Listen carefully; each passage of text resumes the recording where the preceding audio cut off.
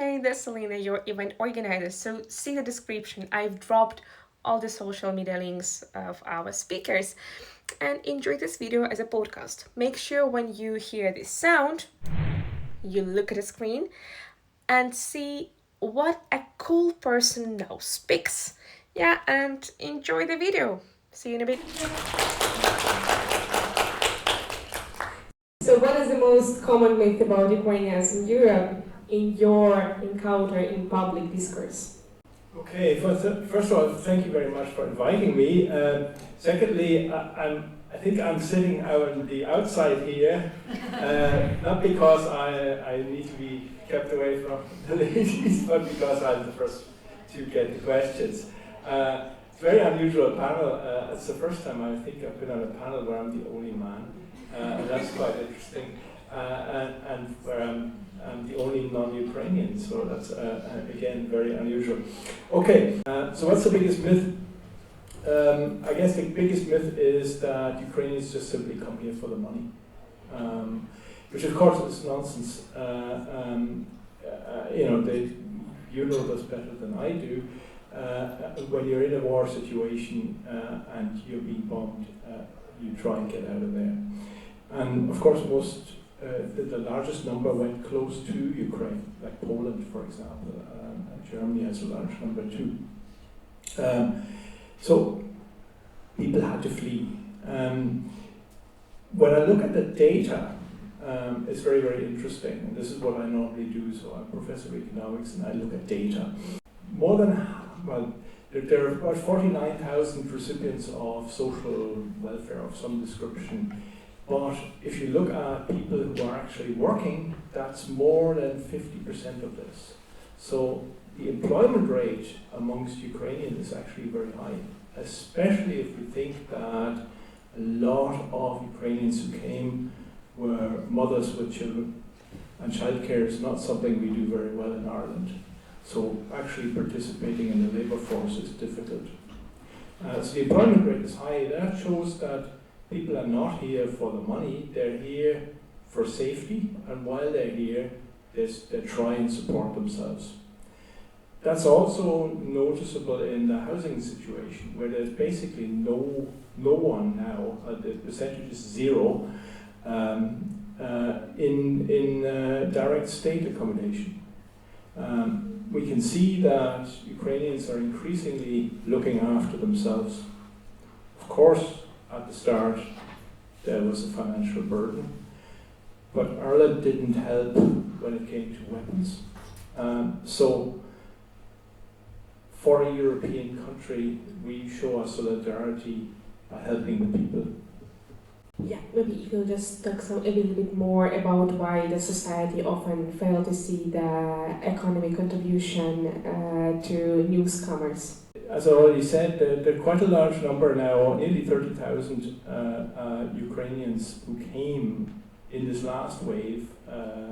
Obviously, we've had Ukrainians come here after 2014. I actually had some students who are all employed in very good jobs, but looking at the refugees who came since 2022, there are about 30,000 in employment. Which is quite a substantial number, as I said. They're paying taxes.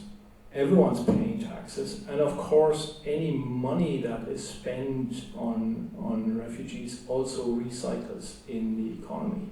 So it's not like it's lost. So if you are getting the housing payment, that money goes to some Irish person, some Irish family, and that goes back into the economy. So that's a really important point, that the money isn't somehow lost out of the country, it's just going around. The other thing that I think is important, and I spoke of a number of weeks ago at the launch of the Ukraine-Ireland Chamber of Commerce, is, and I was here, what's really noticeable is that the economic relations between Ukraine and Ireland are not very well developed. And even I'm fairly well travelled. I'm originally German. I didn't know much about Ukraine before the war started, to be honest. I've have taken much bigger interest, and there are huge opportunities in Ukraine for Irish businesses. But there's a language barrier. And the people who have, who have come here can actually help break that language barrier. So there are all kinds of opportunities that this migration flow, and it is, you didn't come here voluntarily, but there are opportunities that this will generate. And of course, before long, Ukraine is going to be an EU member. We need to know something about Ukraine, and at that stage you have free movement anyway. What are the biggest opportunities for Ukrainian entrepreneurs in Ireland and in the EU? Hello everyone. So I would start that Europe is not just a new market for Ukrainian entrepreneurs. I would say it's an infrastructure for scaling, and there are three reasons why. First of all, Europe could be considered as a single market because it's not only the place with 400 million consumers, it's also the ability to test your product on one market and then scale it on multiples one. Secondly, transparent rules of the games, because regulation is quite clear, and contract enforcement, it allows entrepreneurs think about the long-term model of working. Third thing is actually access to ecosystem. Ireland is a hub for international companies, meaning that you have access not only for consumers, but also to investors, partners, and global contracts. I think it switched Ukrainian mindset from local perspective to pan-European mindset, and probably my colleagues of the panel will add something important. Introduce yourself. I think I didn't want to waste the time for that, guys. But because you see all on the screen. But my name is Yulia. I'm a founder of CSV Group.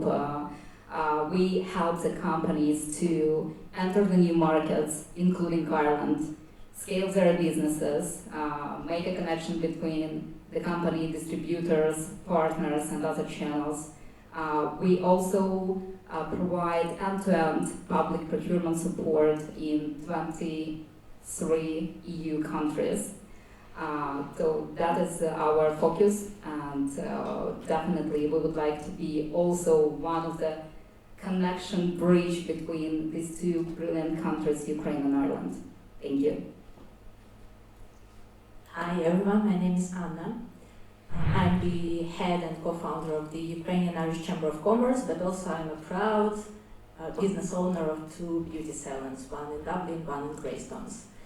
So speaking about opportunities in Ireland, I think during this discussion you will hear various opinions, because two ladies, they started to live in Ireland before the invasion started, and they have their experience.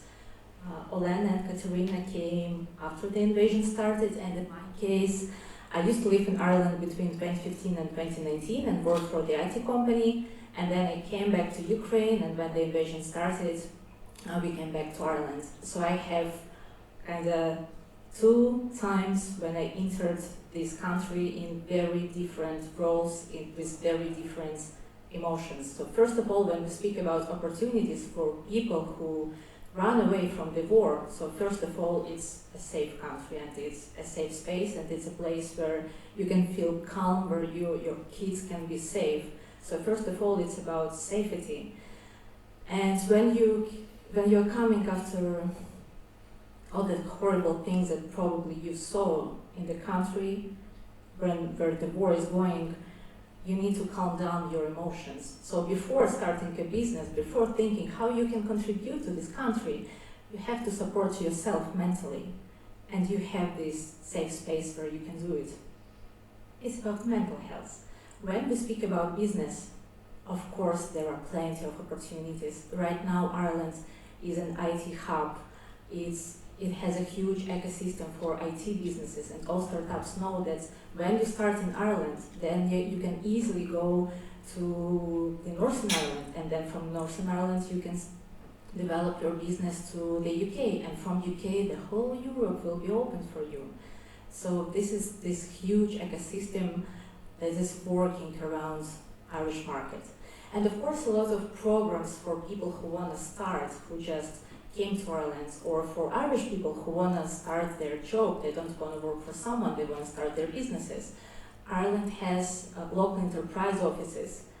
It's amazing where you can just have your idea in your head and go to people who will support you, who will help you. Also, they have a lot of different agencies that will also help you to support your idea, to develop your idea on very early stages, even when you have just an idea, you don't have a business plan, you don't have anything. You can come and you will receive this knowledge, you will receive this support, you will receive this mentorship. I can continue, but I think I will stop here. Hello everyone, I'm Nastya. I'm founder of Oma, a brand of premium Japanese teas and experiences. And yeah, I've been in Ireland for quite a long time. It's been my 8th year.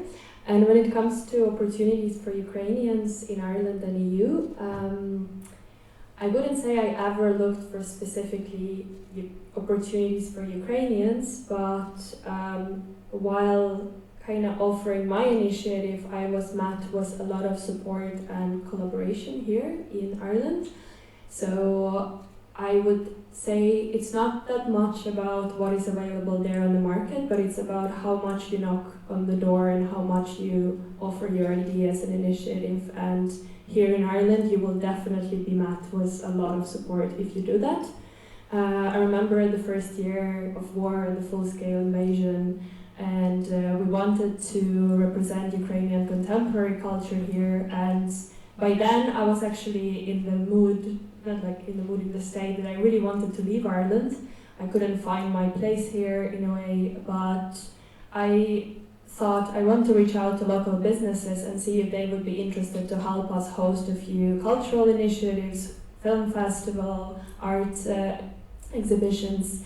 And they were so into like support. They were not only like, okay, we'll give you the space, we'll give you anything you need, but they fully kind of took us by the hand and helped us make it possible in 1 month. So I would say it's a lot about kind of showing your own initiative and knocking on the doors, and same about local enterprise office. They helped a lot with mentorship, and it's open to everyone, not only to Ukrainians. Free mentorship support for your business, for your idea. So I would say just it's about trying and seeing what's out there, and Ireland is a great country to start. Hello everyone, my name is Katerina. I am a recruiter and founder of Kataki Consulting. Kataki Consulting is a recruitment agency which based in Dublin 2 years ago. Yeah, we specialize in pharmaceutical and biopharmaceutical recruitment. We work in Ireland and Europe. And main goal at Kataki Consulting is support Ukrainians in Ireland. I provide many workshops and I collaborate with different non-profit organizations, with job search strategy, with CV, and advise how to easy find job in Ireland. And I would like to add, Ireland have many opportunities, and every person which moved to Ireland can just start from zero, have a new education, have business grant, open business, and it's always support.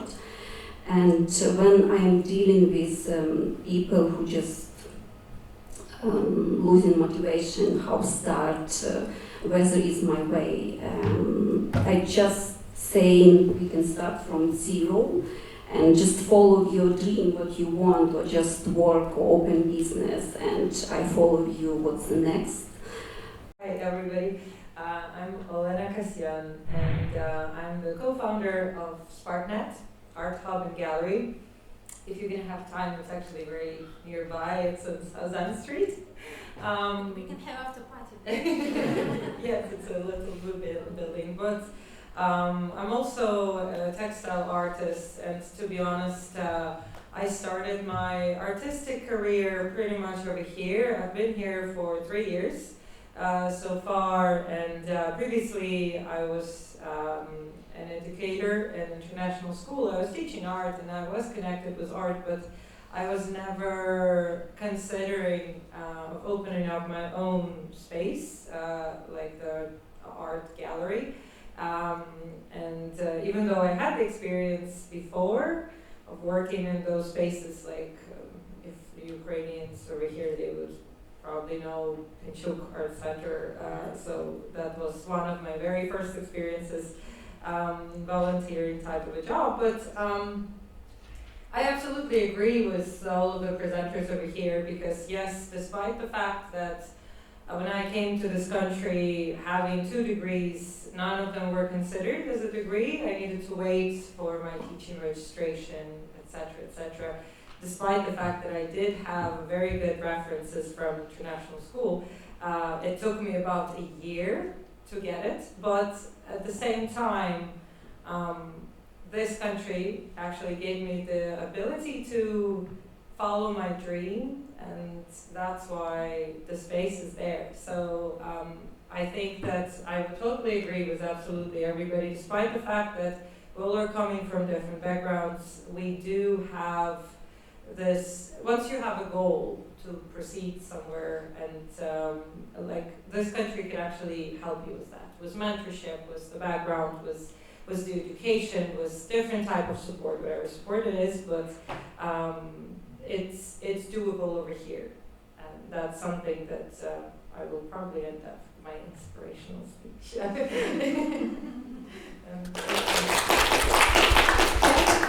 The Ukrainian businesses create more jobs and tax revenue than society assumes. It's actually hard to say whether they create more, but they create jobs, and I think that that's the important thing, that actually, Ukrainians who've come here are enterprising, that they're looking to look after themselves, and that's the important thing, and in a very diverse a range of activities, and that again is very, very interesting. My experience is that a lot of you have come with a lot of education, and this is not unusual that it takes a little time to get either language skills or getting your whatever certificates you have and so on accepted. That happens to a lot of migrants who come to Ireland. So I can remember where I used to work. We had someone who worked in the canteen. She's Chinese. The next thing, she was a researcher. So, relatively rapid progression. So which sectors are currently the most promising for Ukrainian companies? I think it has been mentioned today by Anna that it definitely sells technologies because it's easier to scale, to make it global, and normally, not always, but it does not stick to geographics. We personally support 12 Ukrainians IT company across 18 European markets, including Ireland. So again, this is showing that this is one of the opportunities for Ukrainian companies. Second is definitely defense and dual-use technologies. Europe invests a lot into security at the moment, and Ukraine is a strategic partner due to its experience, unfortunately.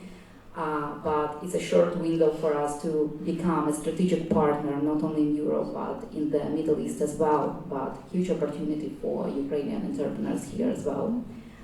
Then definitely FMCG and food sector. I think that we can see a new Ukrainian, old and new Ukrainian brands on the shelves here. For example, Alihani, Roshan, Chumak, whereas you can definitely see it in Lidl and Polish stores. And we support a few other brands that you probably will see shortly here from Ukraine. So quite a bit. I think B2B expertise businesses, Ukrainian entrepreneurs are quite good with the complex projects, and especially due to deep experience and speed in execution, which is value added by subcontractors and partners. So we just launched the Ukrainian Irish Chamber of Commerce on the 4th of March. So now we have a lot of different chats and meetings to finalize the areas where we will have the biggest connections between two countries, because the goal for the Ukrainian Irish Chamber of Commerce is to build this bridge and to make it easier for Irish companies to come to the Ukrainian market and for Ukrainian companies to come easier to the Irish market. I just can add that we forgot a little bit about our agriculture, because our two countries are very strong in this, and I will just add that when we started thinking about sectors, we didn't think a lot about cybersecurity and defense. Like, we realized, we knew that it's very important that now Ukraine has a lot of knowledge about it. Unfortunately, we didn't want to have this knowledge, but we have to protect our country. So now we have a lot of meetings about cybersecurity and about defense. Our IT companies are very, very strong now. A lot of companies around the globe want to work with our IT companies who work in cybersecurity. And without cybersecurity, our defense systems can't work. So now when we think about sectors, together with agriculture, we also think about cybersecurity and defense. I can add a little bit about the artistic sector, because we have already set up plans to collaborate with Ukrainian artists over here, but also we do have a set up plan with the collaboration of Irish artist Mazer with Ukrainian representatives, because actually that's the destination that he would love to participate, and he has never done that before. So talking from the artistic perspective on this side, it's actually very open, like back to back and win-win situation, so which, to be honest, I'm extremely excited about. And I think that's more and more to come, because fortunately in Ukraine we do have very big initiatives for famous artists, international artists that could be represented there. So as obviously if we're talking about the commercial art over here, Ukrainian artists would be more than happy to showcase here and to like step into Irish markets. I would like to add from the recruitment perspective. We speak about Ukrainians in Ireland, but I have one case. I still continue doing recruitment for Ukrainian, my client. And now I have client, the company, which based in Dublin, in Ireland, but they looking for people in Ukraine. And I was surprised on the meeting, like company which does not have office in Ukraine, but collaborate with people who are based in Ireland. And it's very, very good and very expressive. Yeah. Very good. And I would like to add about Ukrainian creative economy. As like I'm coming from the hospitality and food space at this point after spending 7 years in tech. But as an Irish business, which is basically focused on Japanese food and Japanese teas, we are trying to integrate as much as possible in our team Ukrainian creatives, everyone from designers to architects to our artists, illustrators, and honestly there is no better creative minds out there. Fortunately or not fortunately, because of also the circumstances Ukrainian had to go through, the years of always kind of trying to survive and in that way maybe developing that creative muscle, but I haven't ever came across more talented creative minds than Ukrainians, and we feel really proud to represent lots of Ukrainian names within the OMA brand as well. Kibar is a Ukrainian company space when entering European market. Thank you. I would probably divide them on systematics and operational ones.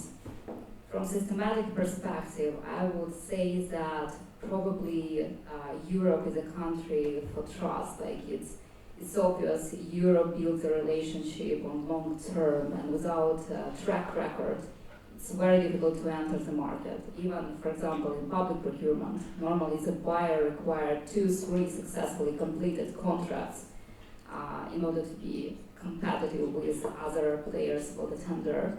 Secondly, I would say access to the market. Sales happens through distributors, partners, and network of influence. Without building that, it would be very difficult to scale your product. Third one, while legislation is quite predictable, it still takes time and investments. If you speak about certificates, ESG, sustainability, then we should remember about energy crisis in Ukraine and think about manufacturers, because it's directly influenced on the final price of the product. And while the quality of the product might be amazing and they position themselves very good on the new market, they still might have a cost structure which is much higher than the players on the market. So these are the key, and probably I would add that decision complexity in Europe, it might be a little bit more slower due to the fact that a lot of stakeholders are involved into that. From operational perspective, and if you look at the companies itself, so I would say that companies need to invest more into the market research and go-to-market strategy before they think about the market. So this is the key. They should think about target audience, about the demand on that market. We stay closely with distributors, retailers, etc., to understand what is required from that specific market, what would be in use for them, and then we start building strategy. Definitely think about your capabilities and sources, and build your network over there. We have an amazing Chamber of Commerce, which is going to be a key contact point between Ukraine and Ireland. And this is the first step, I would say, to start, discovering the market as well. Yeah, thank you so much. And you already started answering it, but what examples of successful scaling of Ukrainian companies do you see? So I would look at these from different layers. I'll start with a global one. We have great examples like Grammarly, GitLabs, and People AI that started their mission directly focusing on global contracts and international effect. But when we look on the local perspective, we have a few other amazing examples. First of all, we see different businesses here, where the great examples, first of all, and the audience itself. We know the players like Art of Coffee, which is multi-locational coffee shops in Dublin. Then we have Happy Bakery family, who developed from the small bakery to a well-recognized brand with a wholesale distribution. If we look also for this question from the expert perspective, we already mentioned how many Ukrainian brands are existing on the shelves at the moment. Then many engineering and consulting companies are contributing in doing the products for the giants like Google, Meta, Stripe, and other companies. So considering all of that, we might see that Ukrainians and Ukrainian businesses are already integrated into the Irish economy as well. Thank you. And one more question. So how can data Ukrainian businesses activity help dispel myth about supporting refugees? I would look at these from the measurable perspective. So very easy, like employment, how many Ukrainians are employed, in which sectors, how quick that happened. Normally, I looked at the statistics that happened within the first year. Secondly, entrepreneurs, how many businesses have been created, how many jobs they created, not only for Ukrainians, but for the local professionals, how quick it happened. And of course, probably most important for the economic and measurable perspective is the fiscal impact. How many direct and indirect taxes have been paid from employment and from entrepreneurship. And also we might look at this from different perspectives. Ukrainians, normally they do not replace the local professionals. They feel the gaps in specific sectors, might be healthcare, logistics, services, engineering. So they do not replace local professionals, they fill the gaps, and this is also super important. Anna, what do you think about how the Ukrainian businesses impact the local economy in Ireland? So first of all, I'd like to say that when I first time came to Ireland back in 2015, I think there were around 3,000-5,000 of Ukrainians, and people mostly were like, "Oh, Ukraine, where is it?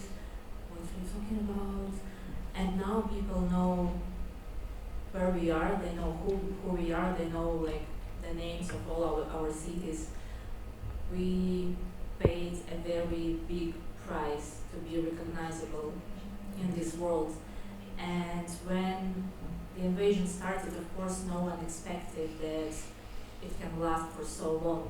So people came, even in our case, we came for 2 weeks. I was 100% sure that I came for 2 weeks and I will get back to Ukraine very, very quickly. Ladies, if you want to chat, you can do it outside the door.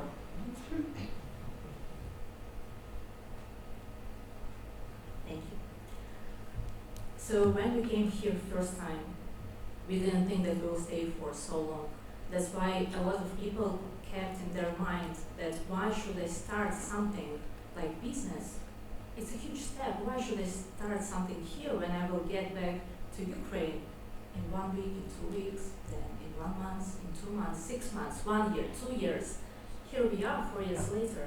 So first of all, it was very hard for many people, and I know it, to make this step to realize that we will stay here much longer than we expected.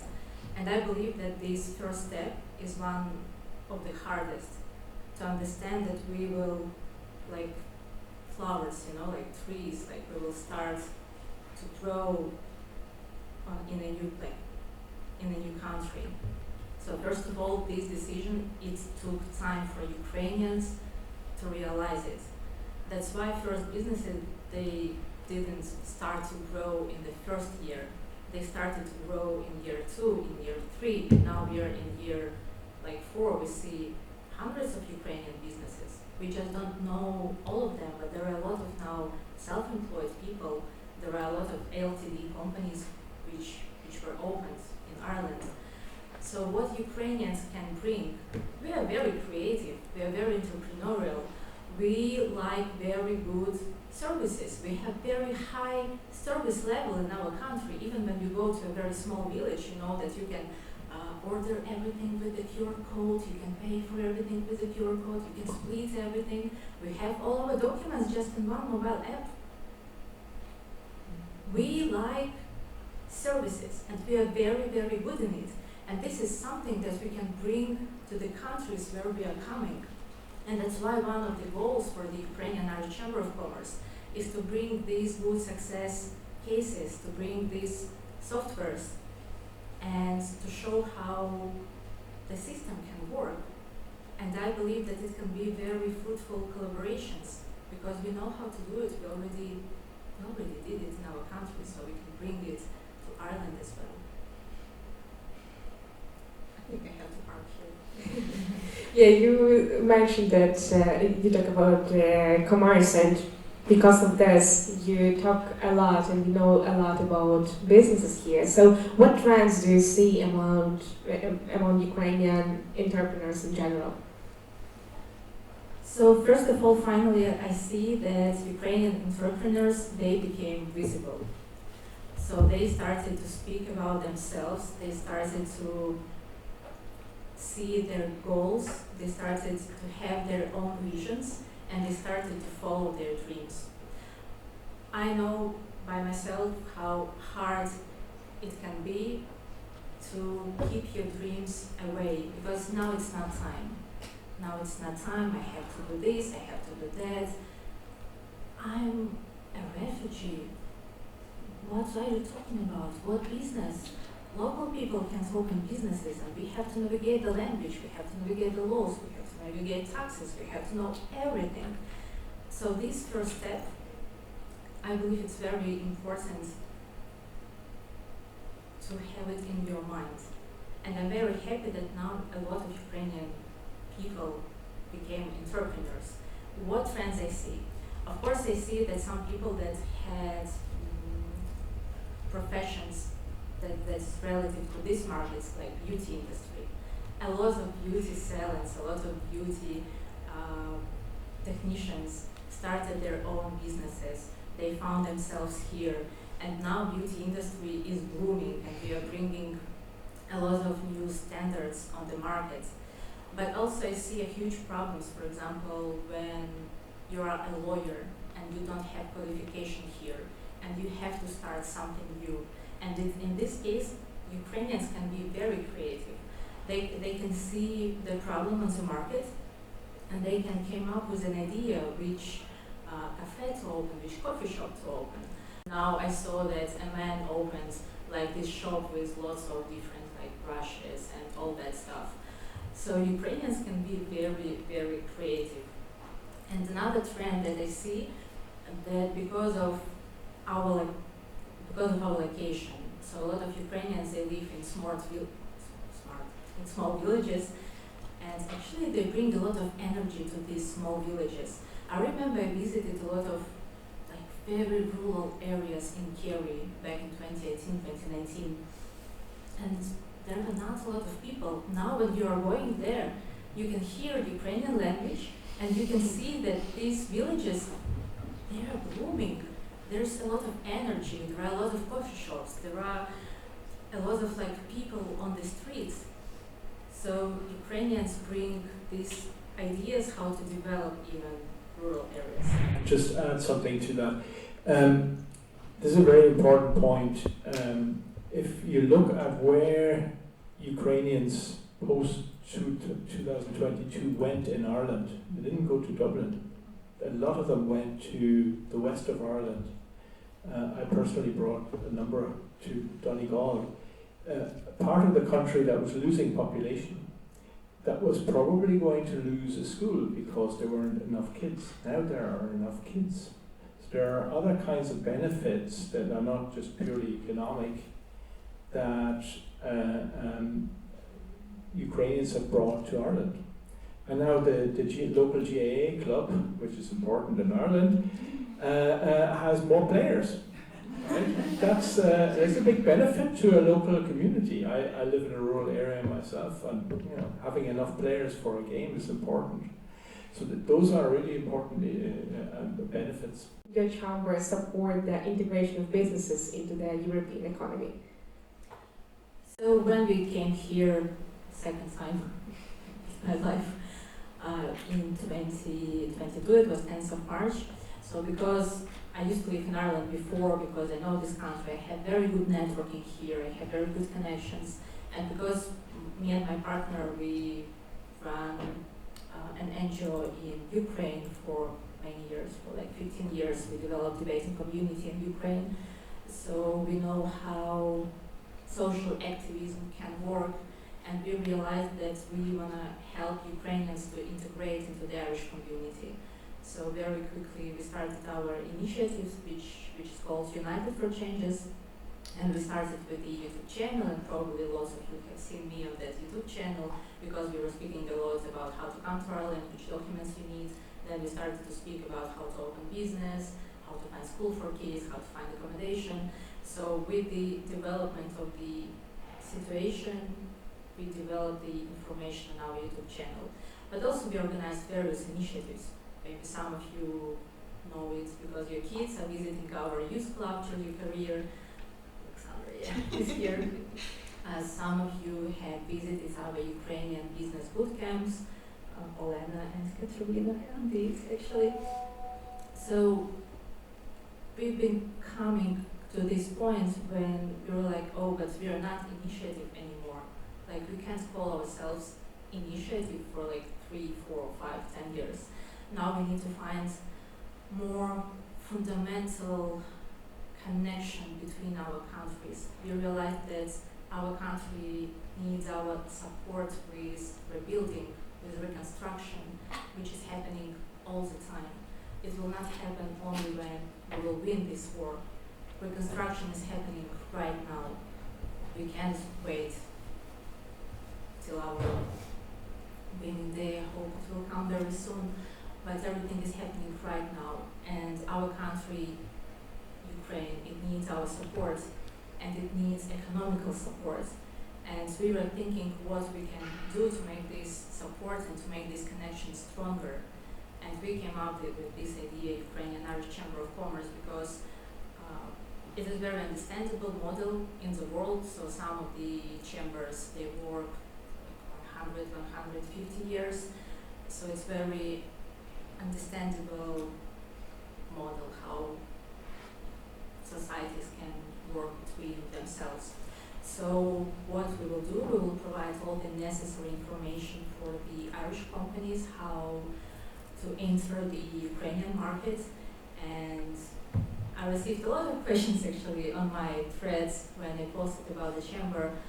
Oh, do you really think that Irish companies want to be presented on the Ukrainian market? And my answer is yes, and we have these companies that are working on the Ukrainian market, and you know, some of them is Kingsman and CRH, they're very famous companies, and some of the IT companies are entering the Ukrainian market. But Ukrainian companies, Julia mentioned about this, they want to enter the Irish market. And there are a lot of different ways how companies can do it, and we will definitely support these companies, and we will continue supporting this dialogue between different businesses. But we can't stop supporting Ukrainian businesses here.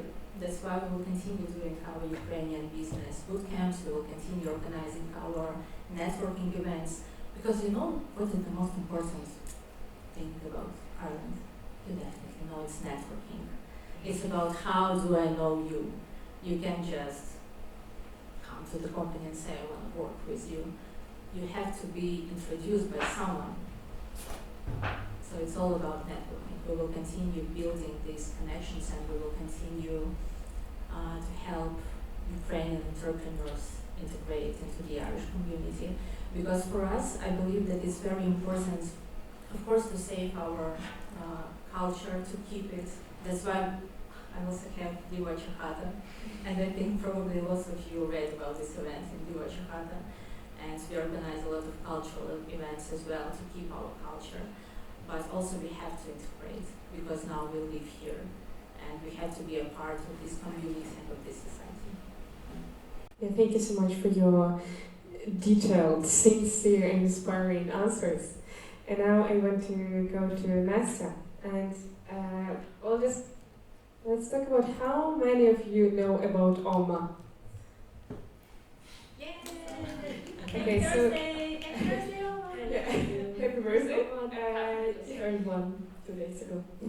Yeah, it's like at least half of our audience members know about OMA, and I remember that I saw like the video about OMA like on TikTok, and it was just the opening.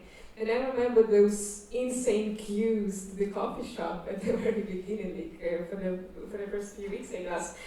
And so like the question is basically about this, like how did your business became viral, and also about like some of the comments from the Irish people, like because I, for example, saw comments from some, I'm not sure how many actually they were comments like this, but some people were just saying that, oh, you're not Japanese to open a Japanese like coffee shop. Like I would just go to someone who is actually Japanese. So like basically, did it help or maybe not? I think, yeah, there were definitely those kind of comments, but they were still a minority. Generally, we were met, again, with a lot of support and a lot of interest, which I was shocked by. I definitely didn't expect the queues through the Clarendon Street, which were lasting for quite long. I was just swamped with work and problems and challenges, which were all falling on me in the first weeks of Oma Cafe from the opening. So, I mean, there's definitely always people who will hate and who will write bad reviews, and you get used to it. It's painful at first. You wake up, you cry, then you raise again, and you're like, okay, it's fine, and you deal with that. Right now, it's already much easier. But mainly it was obviously a lot of admiration and love and support that we we faced since we opened. And your question was about how was it met generally by Irish community. So I think because we strategically did a very kind of strategic step to involve a lot of media in our opening. So I wrote a press release, and I actually was supported again by a very friendly Irish PR guy, one guy from Cork, my friend Chris, who was kindly offering his help to make sure the story comes across to the wider community in Ireland and everyone hears, and he's from food business. And he shared with me was like a really great list of PR people and media people in Ireland, and helped me to shape a really strong press release to make sure this reaches a lot of media. And we had coverage of every single media, which eventually brought the crowds. And ever since then, I mean, obviously it's not always the queue through the door, especially in winter, as we don't have any sitting place. But we try to, as a business, we always try to create something which will surprise people.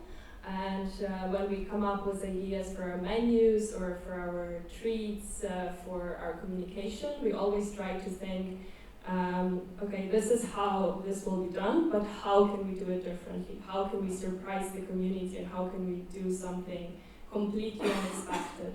Like now we had a year and we made a huge poster and a limited pouch with all our regulars to the Coma Cafe, and people were just like, some were writing to me, they were crying, how surprised and how happy they were that we recognized them as a community. Because as a year you can celebrate it about yourself, but it's not about us, it's about actually a community of people which formed around the cafe, which is so precious to us at this point. And I think the sheeps, the Irish sheeps, I don't know if you've seen them, but when we had Paddy's Day, we launched this matcha with the sheeps on top, which is so obvious in a way, because the green fields of Ireland and the sheeps, and it just went mad. Like people are still, like it was just 3 days, but because one American blogger, she visited us and she actually said it was her best matcha in her life, even though she has her matcha brand. She created such a tidal wave of like just people who keep coming from different countries and asking for those sheeps and matcha. And I'm like, come for the next Paddy's Day. No sheeps, we have sakura tree now, but it's also pretty, so yeah.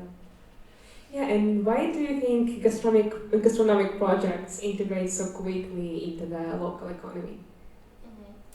I think so I'm coming from TAP. I had no connection to gastronomy whatsoever in my life. When I was a kid, I was, actually now when I think of it, when I was a kid, I would ask my grandmother to buy me different food from the market, then I would make a restaurant at home and I'll make her pay for her dinner. So there's probably something in there still when I was a kid to connect it to gastronomy. But I love kind of creating community around food and just gathering people at home and creating some, again, surprising recipes and interesting kind of layered flavors. And was that like answering your question about why gastronomy kind of integrates so well? I mean, we all eat 2 or 3 times a day, right? And we want to eat tasty and we want to eat something nice and healthy, especially right now, and especially matcha is like obviously on the trend because of like a healthier caffeine alternative.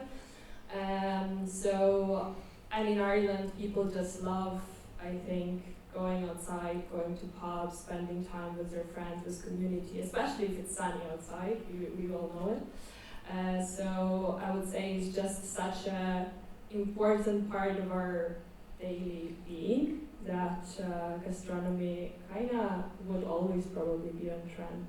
Just, yeah, depends on the quality and the presentation.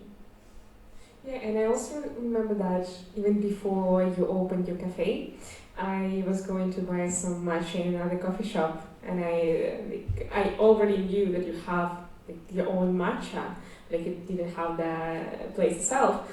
And I told about it to them, and then like a few weeks later, they told me that you actually trained the baristas, and I was like, wow, that's great. It was the 3 of you. It was Kufi. Kufi, yeah. But yeah, we train every single coffee shop we start working with. Because so how it all started, it's at the core of our business, because before the cafe was open, like Oma actually exists as a business for about 4 years now.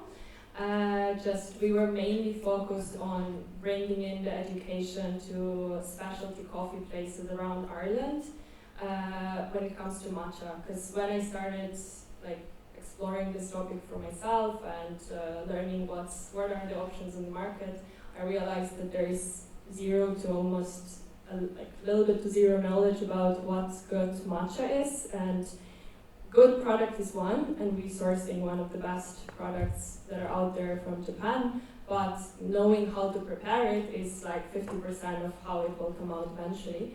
And I spent a lot of time in Japan and spent a lot of time with farmers and craftsmen and families who've just dedicated generations and generations to developing the craft of matcha and tea.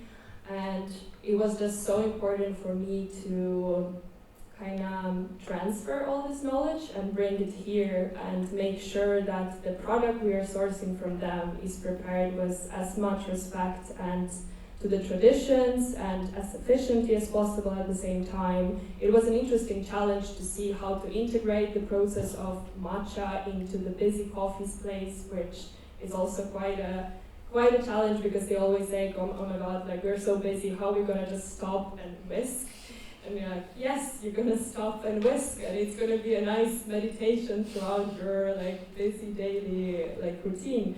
And just the preparation of matcha is much more gentler than the kind of baristas say, a more rougher approach to preparing coffee with all the machines.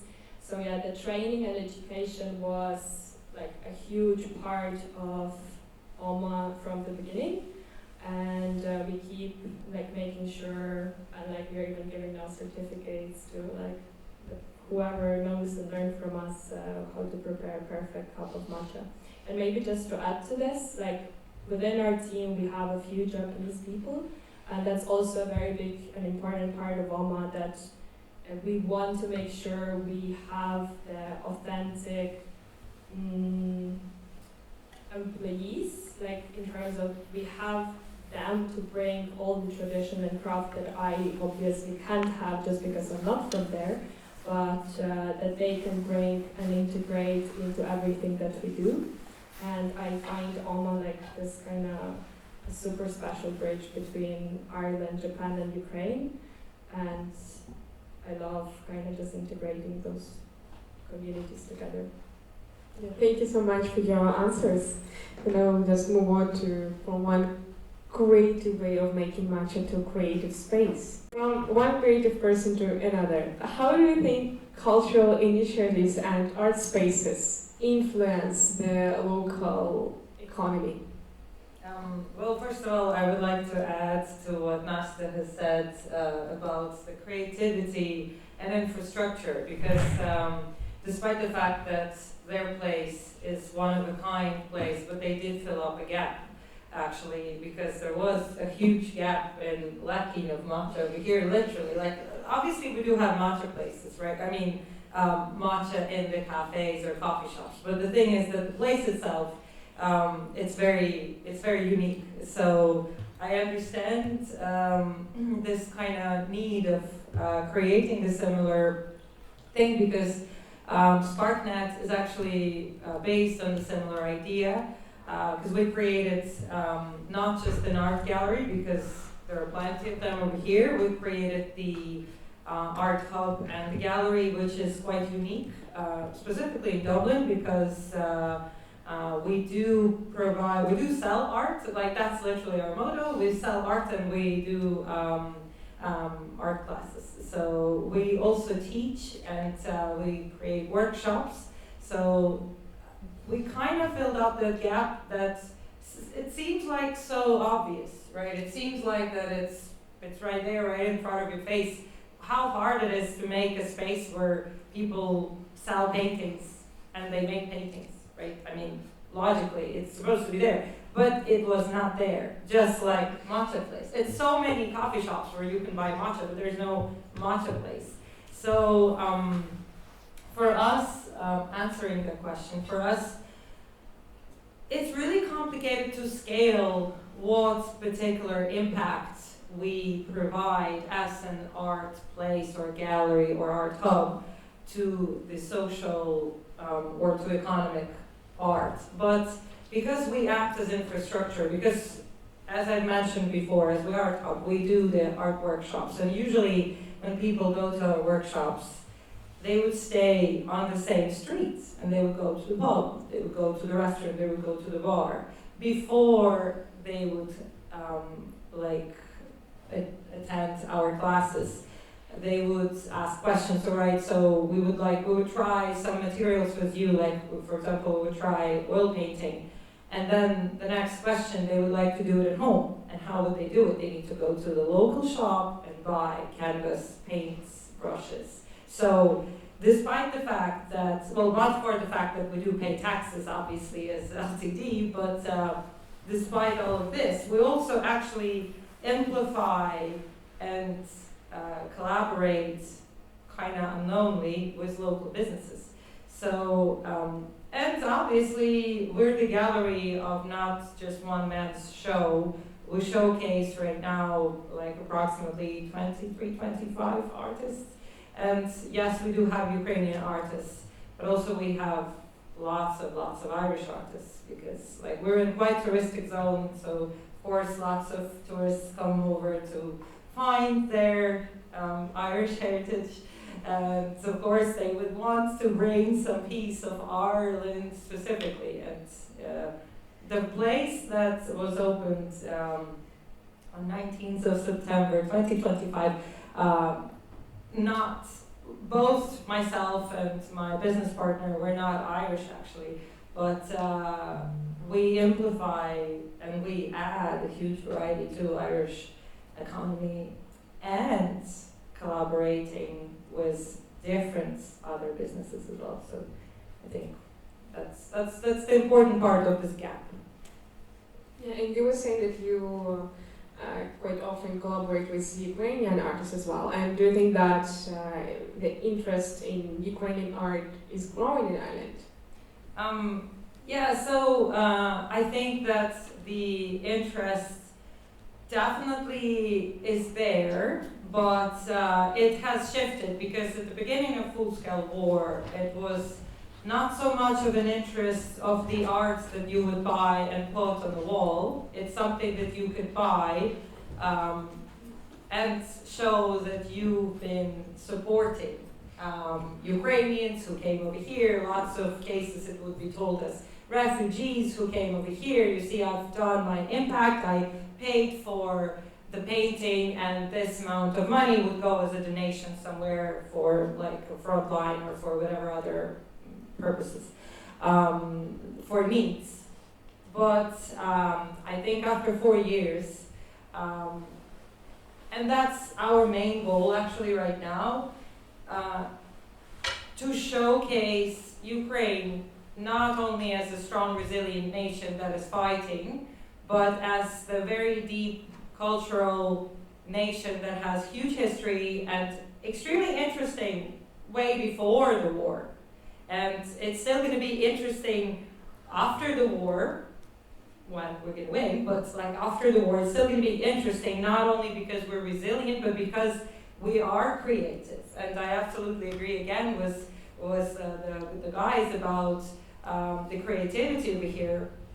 We're extremely creative, but at the same time, we could show variety of what we have, and we could collaborate internationally with European and Western, and not only Western, etc., different representatives on so many levels. And we have so much more to show, but for our great resilience and but for our great understanding of the war and cybersecurity, or everything that connects with the war. We have so much more to show, and that's something that could stay for way longer And that's pretty much our goal right now, to shift this refugee status to, oh, Ukraine is actually cool. And I actually want to buy it because it's Ukrainian, not because they're so really resilient or because I donate money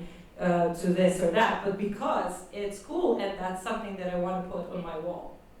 So I think that's the main goal for us right now, because we are much more than resilient. We are, but much more than that. That's absolutely true. And so how does art help shift the narrative about Ukrainians from refugees to creators of value?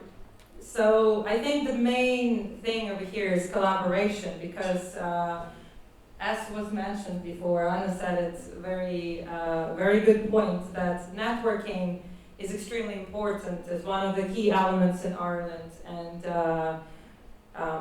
networking is basically collaboration.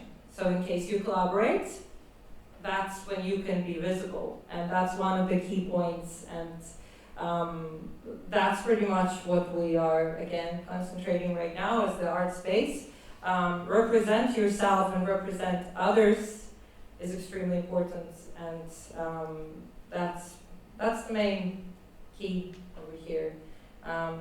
Show different, we're not concentrating specifically on showing Ukrainians as an art right now over here in Ireland, because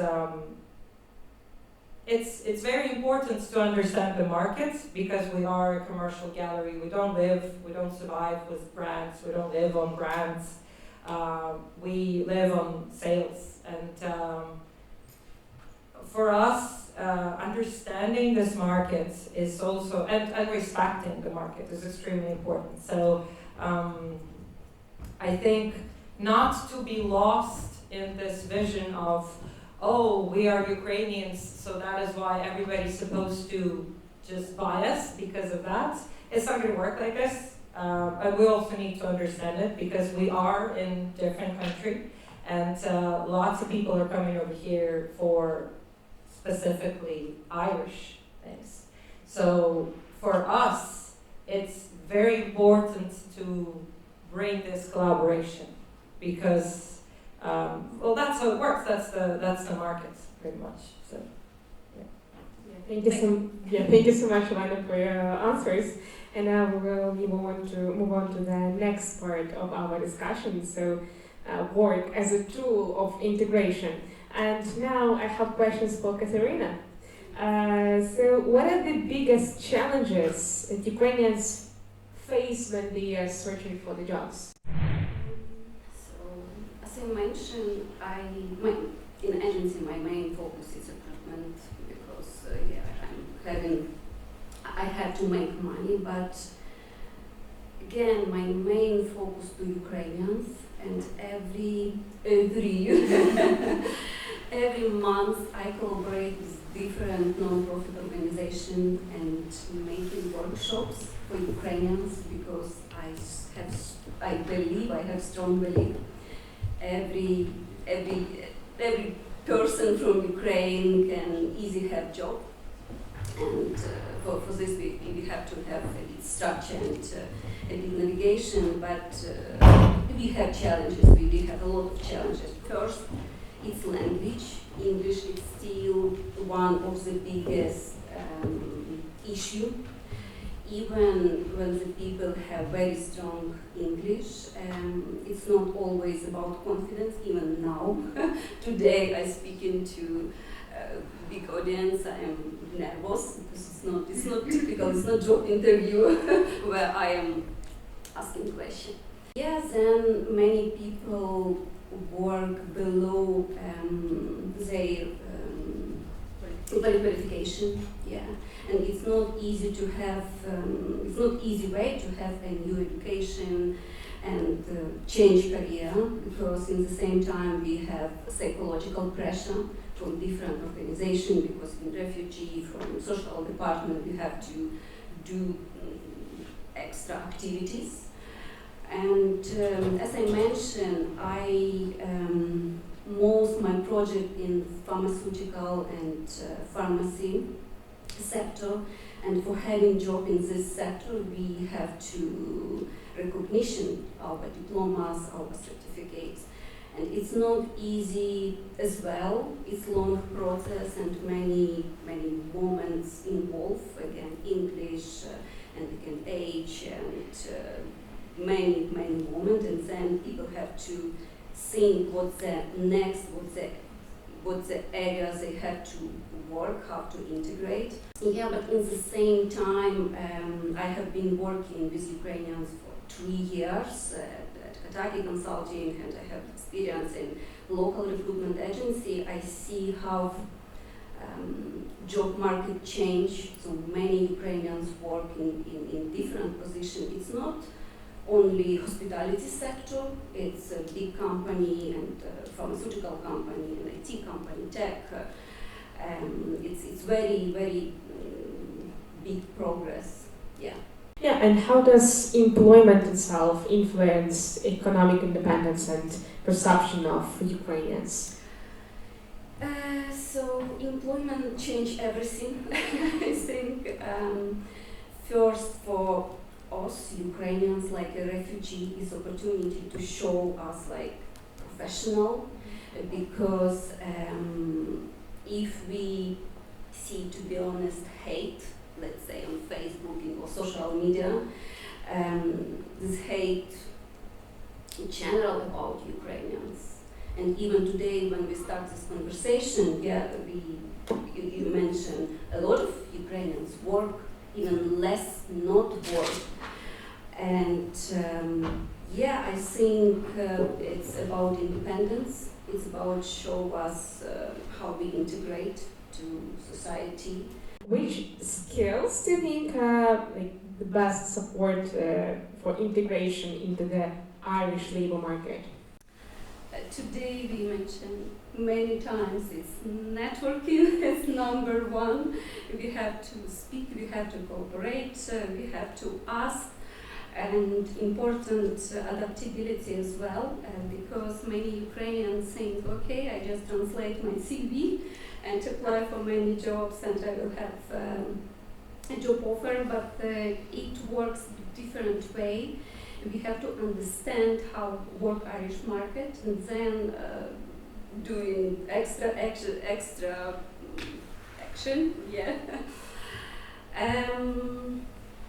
Networking and adaptability, and ready to ask, ready to change career, and in the same time, many Ukrainians change career because in Ireland we have big opportunity to start from zero, and I know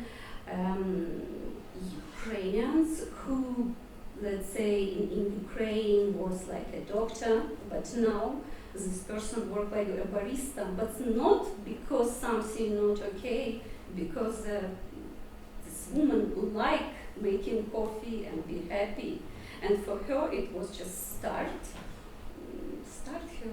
her life a different way. Yeah. And now I have a question for Edgar. So again, from the person who asked, thank you so much for your opening with instant destruction of the stereotypes. And could you give us some insights on which main areas or sectors do the Ukrainian businesses take in Ireland? I don't really have any data on this. I think they seem to be everywhere, in every sector almost. I think Anna probably knows more about this than me, because I get official data, that's what I look at. You talk much more to firms than I do. But from what I can see, they're actually in quite a disparate group of sectors. Unfortunately, right now we don't have official data or official stats, and actually when I've been thinking about this meeting, I was like, okay, I think one of the goals for the chamber will be to organize this research to make sure that we have all of the numbers and all the data, because we can't just check, which businesses were registered. But actually we can. So right now we have a partner. We just started our cooperation, and I will get all the data, and I will definitely provide a report on it, yes, definitely our partner can provide it. But from what we broadly see, so of course it's IT, because IT started even before the invasion started, even before the big numbers of Ukrainians came to Ireland. IT sector here is blooming, and that's why a lot of IT companies were registered here. They're not big right now, they're startups, but they're still existing. Of course, beauty sector, you know about it, beauty, professionals are all over Ireland right now. I know a lot of wonderful beauty salons, I know a lot of wonderful beauty technicians who started officially their businesses. It's very important that they're registered as self-employed or as LTD. Also now there's a new way, it's food, it's cafes, restaurants, coffee shops, and sometimes you're going to some village and you hear your language and you're like, oh my god, Ukrainians opened another business. So yeah, right now it's like the biggest. But again, we have three Ukrainians who opened very big businesses, and Yulia mentioned about them. It's Ruslan Macharsky, the Art of Coffee, it's a chain. Also the Happy Family Bakery, I think all of us we know it, two brothers. It's Roman and Bogdan Milchaki. Bogdan runs the business which is called the Ryan Meats, which is one of the biggest developers of meat in Ireland. And the brother Roman, he's responsible for the Happy Family. So right now we are on that position that we are just creating this portrait of the Ukrainian entrepreneurs. We are making our first steps, and now it's responsibility of every single Ukrainian, of every single Ukrainian business person, how we do it, which values we will bring, what we bring on the market, what additional value we can bring on the market. But the most important thing that I always say, that it's our responsibility to create this portrait of the Ukrainian person. And I always ask all our entrepreneurs, all our business people to be together at this journey, to support each other. Remember that we can ask questions to each other. Remember that we are friends to each other. We are not enemies, and we don't have to create enemies there where there are no enemies. We are friends and we are together in this country. And as I mentioned before, when I first time came here, people even didn't know the location of Ukraine. Now they know. But now we have this responsibility to show that we are, as Elena mentioned, that we are not only brave, but we are brave, but we are even more than that. And that social support that we received in the beginning, it's a very short support. Then it turns into a very long-term economical growth, because we open businesses, we create jobs, and we pay taxes. Thank you so much. So now you see on this Instagram and LinkedIn, so you will just publish it there, I guess. So our guests can see the data you were talking about. And now, again, a very interesting question, quite provocative, I guess. So, why do you reckon Ukraine will ever join the EU, especially after its noticeable shift toward a pan-Atlantic relationship with Canada and LATAM with all of the consequences? Okay. I want to get back to that previous point, but on this, firstly, I think what's not very well understood is the EU is a peace project. I'm German originally. My mother's family were refugees.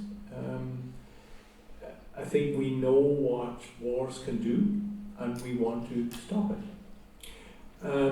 So it's first and foremost a peace project, and we can see that Ukraine is suffering this war because it was looking towards the EU, not because it was looking towards Moscow.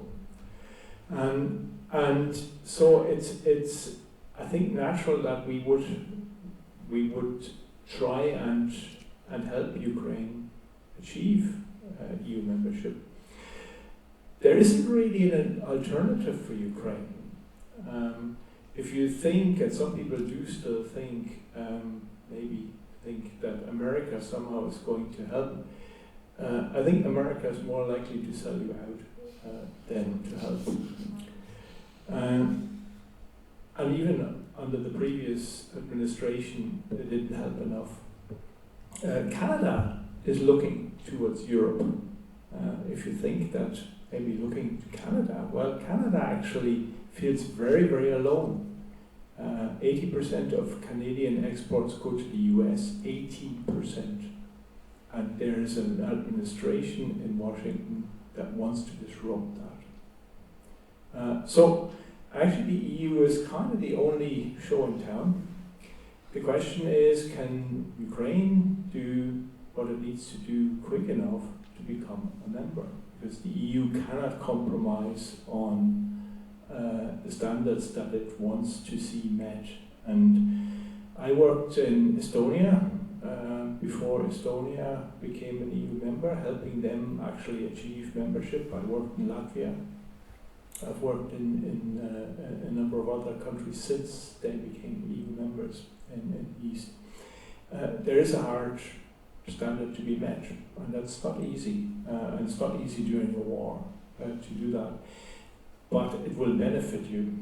And again, if you look across the border into Poland and look how well they're doing, I think you can see that it's economically also advantageous.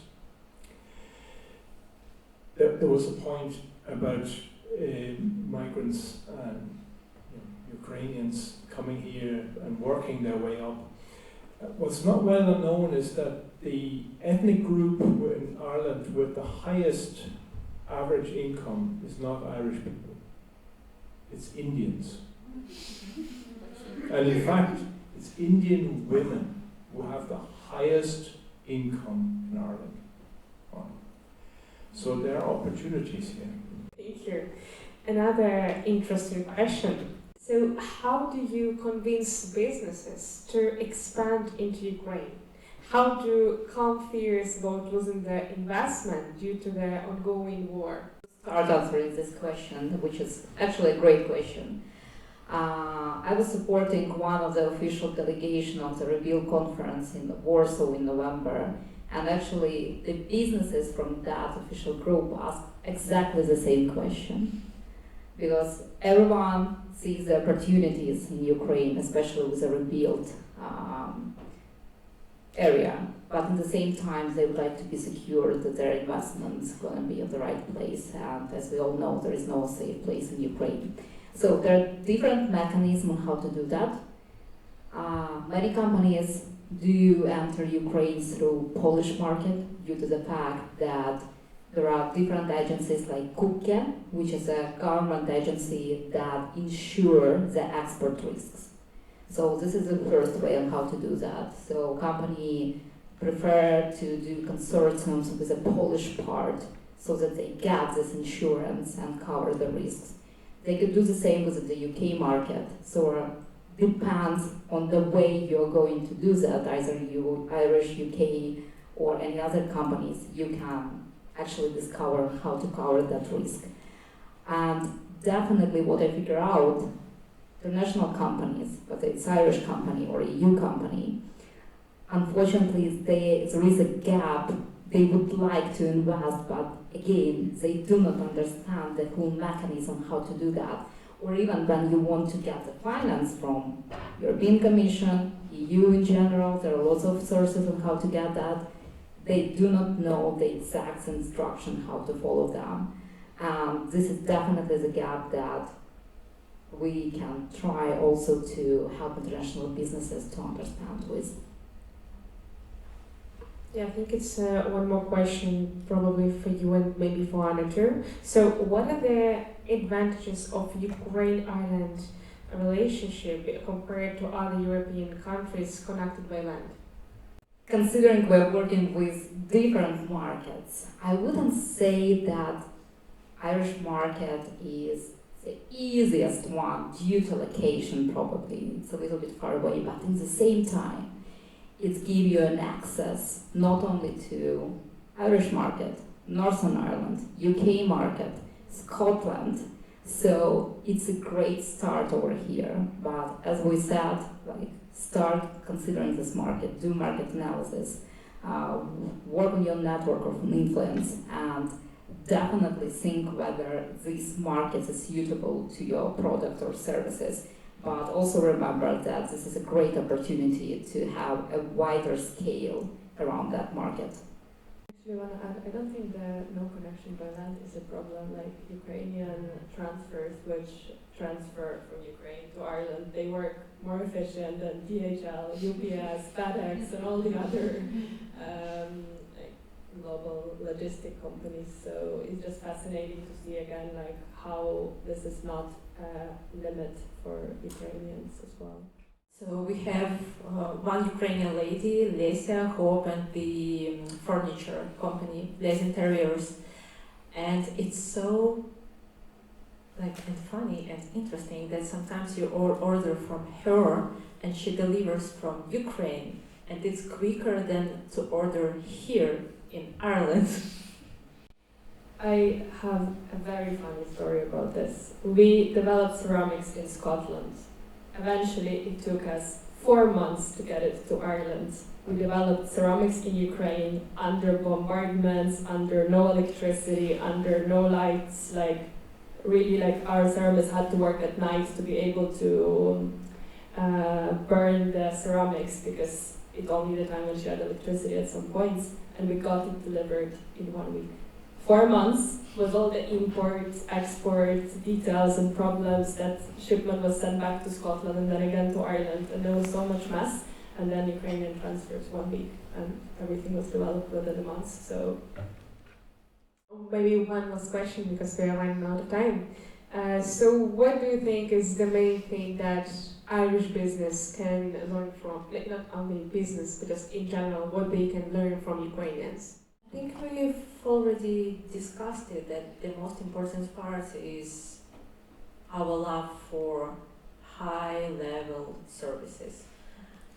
I think it's the most important thing that we can bring, and our big focus now is to bring these solutions to Ireland. I would say the persistence. Like, keep knocking and keep opening the doors and asking for help and bringing initiative, even if you think it's not possible, and just like forget the word impossible. Everything is possible. I would also add flexibility, because I think we can literally make it everywhere, whatever it is. Whether it's bombing, whether it's not, whether there is an ocean, whether there is not, it does not matter. We'll find a way, and that's literally our goal and our thing. So, yeah. Yeah, I think resilience as well and adaptability. Yeah, it's all about us Ukrainians. I would also add that it might be speed and execution. We mentioned different areas of that, including logistics today, in many cases, but also deep knowledges and expertise in many sectors. And I think also Ukrainians are amazing in managing complex projects. They're ready to go out of the box, which is include everything that we mentioned today. So I think that's One more, sorry. We were talking a short talk right before the speech, and adds to this. It's our constant desire to grow.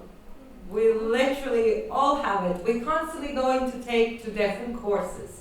We're constantly trying to make it better. We never stop. And that's something that I think is very inspiring for others, because we want to grow all the time, rather there's like, but here you are, you're doing it perfectly. No, it's not perfect. There's no such thing as perfect. There's another course that I could take. There's another seminar that I could go to. There's another business that I could learn from what's going on and how to make it better. And I think, yeah, that's literally something that that we have. And I just have a funny case. I have a friend. He works in Kyiv. He manages the EasyPay, and like he collaborates with the big EasyPay. He works for them, and he's got his own machines. I call them slot machines. They're actually not slot machines. And he told me the other day, it's like, you know what? I was checking all of those AIs, and I was checking ChatGPT, and I was checking Claude, and I was checking Gemini. And I told them, I gave them the task, how can I improve like this particular process of like the customer and the machine work, like how we can make it faster, more efficient. And the stupid AI didn't tell me anything. They said that it's perfect, but it could not be perfect. I know there's a way how I can improve it. And I'm like, no, even this doesn't know any other way. So I'm like, you must be doing it perfect. So, but there's no such thing as perfection, right? So we always want to grow. I think that's the inspiring part for us. Yeah, and again, thank you so much for coming today. That's actually my very last event here because I'm graduating from Trinity, and yeah, so I just for those who are wondering, I'm a co-founder of Ukrainian Creative Society. Yeah, and this event was very precious for me.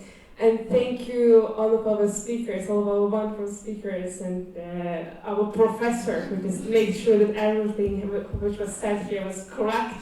Thank you guys so much for coming, and we have a little present for all of you as well.